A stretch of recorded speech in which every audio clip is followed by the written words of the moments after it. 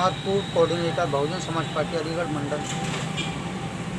भारत के 74वें स्वतंत्रता दिवस की हार्दिक शुभकामनाएं देशवासी प्रदेशवासियों को और जिलावासियों को। और यह शुभकामना देता हूँ कि जिस तरीके से ये पर्व हर साल मनाया जाता है हमारे देश की आज़ादी के लिए, तो उसी तरीके से समस्त भारतवासी इस पर्व को एक त्यौहार की तरह जिस तरीके से मनाते हैं उसी तरीके से मनाते चले आ रहे हैं, उसी तरीके से मनाते चले आएंगे। मैं ऐसी आशा भी करता हूँ, मैं ऐसी उम्मीद भी करता हूँ समस्त देशवासियों से।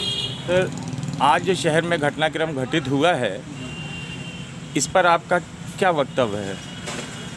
देखिए, खैर ये घटना बेहद दुखद घटना है जो एक भारतीय जनता पार्टी के बीजेपी के विधायक इगलास विधानसभा से जो बीजेपी के जो विधायक हैं राजकुमार सहयोगी जी, तो मैं हमेशा देखिए ये एक आप लोगों के माध्यम से मीडिया चैनल के माध्यम से हमेशा एक प्रतिक्रिया मैं हमेशा देता चला आया हूँ कि भारतीय जनता पार्टी कभी भी,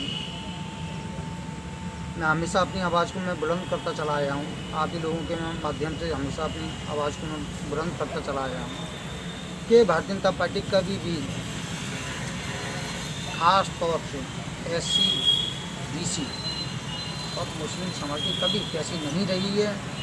और रहा सवाल देखिए इस बात का कि जो भारतीय जनता पार्टी के जो विधायक हैं वो एक जाटा समाज से ताल्लुकात रखते हैं, जो उनके साथ इतना एक थाने में जो मौजूदा जो सरकार जो चल रही हो उस पार्टी का एक विधायक मौजूदा विधायक और उनके साथ ऐसे इस तरीके से जो एक दुर्व्यवहार जो हुआ, तो उसकी मैं कड़े शब्दों में निंदा करता हूँ कि इस तरीके से ये ऐसी घटना नहीं होनी चाहिए।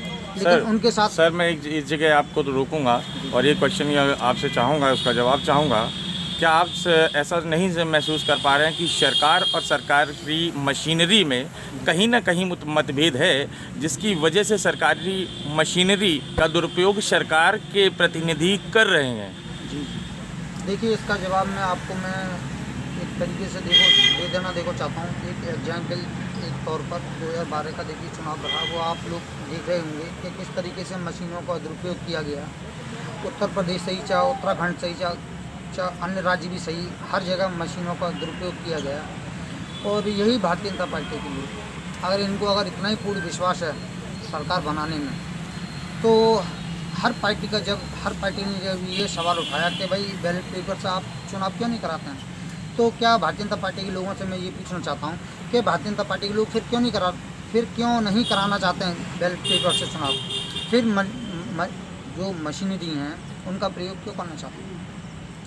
सर, आज के इस घटनाक्रम ने अलीगढ़ शहरवासियों को झकझोर के रख दिया, जहां प्रतिनिधि और पुलिस प्रशासन में जो झड़प होती है वो लोगों के लिए कितनी घातक हो सकती है, लोग इससे क्या सबक लेंगे? देखिए, मैं आपको ये और को बता देना चाहता हूँ कि जब एक जनप्रतिनिधि जब जनता का एक चुनाव हुआ या वो जनता की सेवा करेगा, और देखिए रहा सवाल इस बात का कि जनता का विकास भी करेगा, सुख में दुख में हर चीज़ में साथ देगा प्रतिनिधि उनका। जब एक प्रतिनिधि के साथ जब ऐसे कोई व्यवहार होते हैं तो जनता की उम्मीद तो देखिए एक लाजमी बात है, टूटना ही टूटना। जब एक जनता के चुने हुए प्रतिनिधि के साथ जब ऐसे व्यवहार हो रहे हों सत्ता में, ख़ास तौर से भारतीय जनता पार्टी की सरकार में, तो मेरे लिए ये कहना बड़ा मुश्किल भी पड़ रहा है, बड़ा टेढ़ा भी पड़ रहा है कहना, लेकिन फिर भी आपको मैं बता देना चाहता हूँ आपको कि आज की डेट में ये भारतीय जनता पार्टी के अंदर ना ही उनके जनप्रतिनिधि सुरक्षित हैं, तो आम जनता क्या सुरक्षित रहेगी? सर, यहाँ पर मैं फिर आपसे एक और जानना चाहता हूँ, और यही शायद मेरा आखिरी सवाल होगा आपसे। मैं ये जानना चाहता हूँ सर कि आपके अनुसार सरकार का मनोबल इससे क्षीण होगा या सरकारी मशीनरी का मनोबल क्षीण होगा? ये घटनाक्रम किसके लिए चिन्हित बनकर उभरी है, मैं इस पर प्रकाश डालने के लिए आपसे चाहूँगा। देखिए बड़े भाई, आपको मैं एक चीज़ बता दे रहा हूँ कि इसमें देखो दोनों का ही मनोबल डाउन हुआ। सरकार इससे का- जनता को क्या हासिल होगा? जनता को इसमें कुछ हासिल नहीं हो रहा है। जब से देखिए भारतीय जनता पार्टी की जब से देखो सरकार बनी है उत्तर प्रदेश और सेंट्रल गवर्नमेंट में, जब से लेकर अब तक जब जनता को कुछ हासिल नहीं हुआ तो अब जनता क्या हासिल करेगी? चुनाव सिर पर है, 2022 का चुनाव सिर पर है। तो उसको देखते ही अब देखिए, अब मैं अगर ज़्यादा कुछ कहूँगा तो देखो काफ़ी लोगों को मेरी बात का देखो बुरा लगता है, लगने दो, जब लगता तो लगने दो।